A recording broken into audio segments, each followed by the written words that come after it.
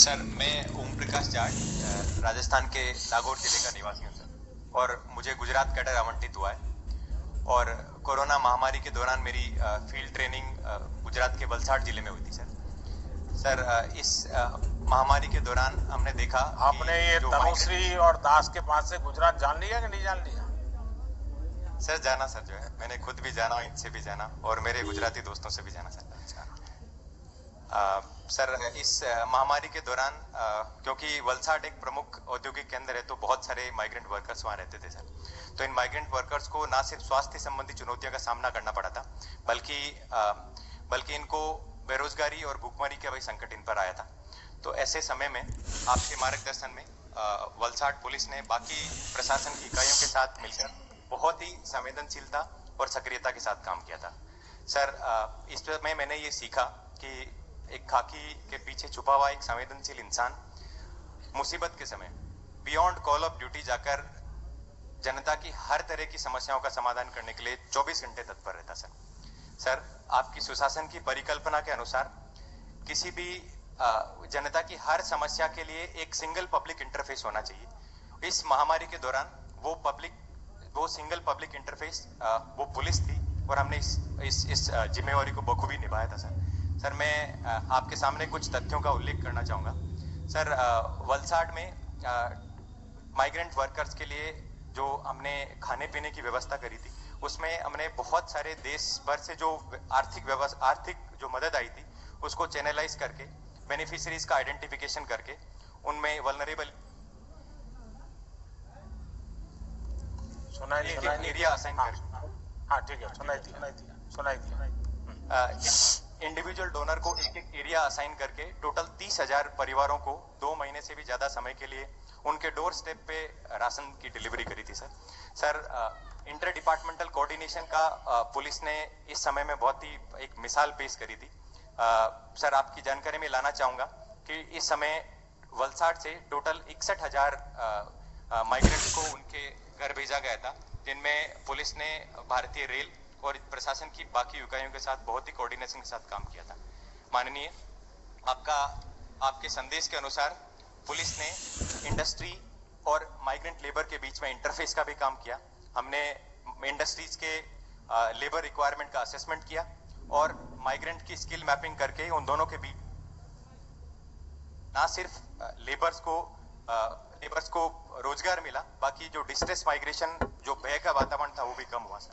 माननीय, आपके संदेश के अनुसार हमने स्लम एरियाज में जाके घर घर जाकर मकान मालिकों से ये गुहार लगाई कि वो इन माइग्रेंट लेबर्स का किराया माफ करे, और मुझे इस देश के नागरिकों पर गर्व है कि उन्होंने इस रिक्वेस्ट को अपना राष्ट्र धर्म समझकर स्वीकार किया था। जैसा कि सर आपने कहा था कि हमारी सबसे बड़ी पूंजी जो जनता का हमारे में विश्वास है, वही हमारी सबसे बड़ी पूंजी है, और हम इस पूंजी को बढ़ाते जाएंगे। और सर, अब मुझे याद है जब हम आपके निवास स्थान पर मिले थे, तो आपने ये बोला था कि पुलिस की एक ऐसी इमेज होनी चाहिए कि कोई भी आम आदमी उनसे आके मिल ले, वो भय नहीं दिखना चाहिए, वो हेल्प के अकॉर्डिंग चलना चाहिए। तो वो जिम्मेवारी हम बखूबी निभाएंगे। हम आपको इसके लिए आश्वस्त करते हैं। जय हिंद सर। आप लोगों ने इस समय ये काम किया है। एक बात और देखी होगी आपने कि हमारे देश में समाज की शक्ति कितनी जबरदस्त है। सरकार से भी अनेक गुना शक्ति समाज में होती है। और आपने इस पूरे संकट काल में जब फील्ड में थे, तो आपने ऑब्जर्व किया होगा, आज भी अगर उस चीजों को स्मरण करें तो करिए, हो सके तो डायरी में लिख भी दीजिए। समाज की सक्रियता के कारण सरकार पहुंची हो या न पहुंची हो, व्यवस्था पहुंच पाई हो न पहुंच पाई हो, समाज का कोई बंदा वहां जरूर पहुंचा होगा और उस गरीब के आंसू पहुंचने का काम किया होगा, भूखे को खिलाने का काम किया होगा, मरीज की दवाई का काम किया होगा। ये आप सबने अनुभव किया होगा। हमारे देश की ये सबसे बड़ी विशेषता है। और मैं आपको एक अनुभव सुनाता हूं। जब कच्छ में भूकंप आया, मैं तो उस समय मुख्यमंत्री नहीं था, लेकिन एक एक वॉलंटियर के रूप में मैं वहाँ काम करता था। तो कई विदेश के लोग भी वहाँ काम के लिए आए थे। अनेक देशों की संस्थाएं वहाँ काम कर रही थी, लेकिन वो अपना शाम को 5-6 बजे के बाद काम बंद कर देते थे और अपने अपने टेंट वगैरह साथ में ले आए थे। वो स्नान वान करके वहीं पहुंच जाते थे। तो मैं फिर उनको मिलने जाता था, उनसे बातें करता था। मैंने उनको पूछा कि आपको यहाँ आए हैं, क्या अनुभव कर रहे हैं? एक बड़ा इंटरेस्टिंग विषय उन्होंने बताया कि हम उसके पहले टर्की में भूकंप हुआ था, उसमें से कुछ लोग टर्की से भी होकर के आए थे, कुछ लोगों का अन्य देशों का भी अनुभव था।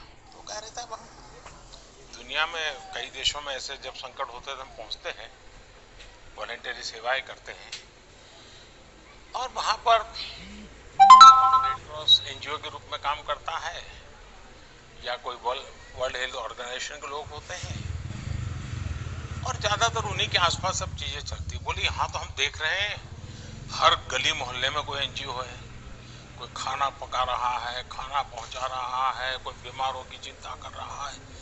बोले इतना सिविल सोसाइटी का संगठित रूप में कंट्रीब्यूशन, ये हमारे लिए अचरज है।